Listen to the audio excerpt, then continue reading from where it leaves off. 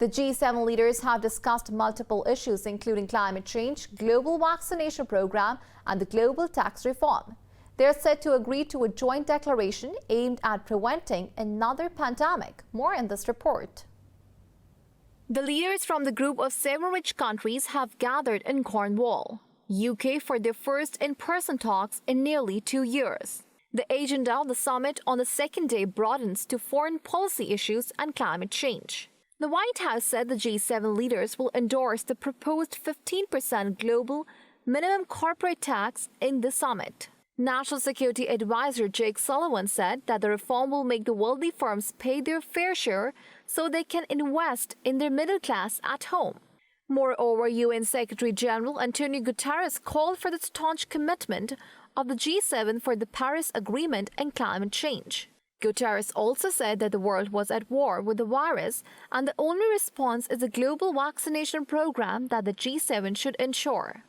Response to the requirements of the developing world in relation to finance in line with the commitments made in the Paris Agreement and a stronger emphasis on adaptation are 3 priorities in which I would like to see the G7 countries fully committed. The leaders are expected to pledge to donate 1 billion doses of coronavirus vaccine to poor states. In his opening address, Boris Johnson urged fellow leaders to tackle inequality as the world recovers from the pandemic and curb climate change. But campaigners say the vaccine pledges far too little and too late to end the pandemic that has claimed over 3.7 million lives worldwide. Moreover, Prince Charles demanded the G7 leaders to tackle climate change as they are trying to tackle the pandemic. Charles said climate change and biodiversity loss represent a borderless crisis, the solutions to which have been argued about and postponed for far too long. The global health emergency has shown us what a truly borderless crisis looks like.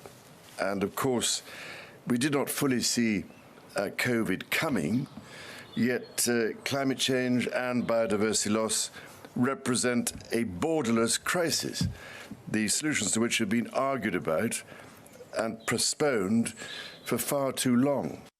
Queen Elizabeth caused G7 leaders to break out into laughter after she cracked a joke as the pose for a family photo.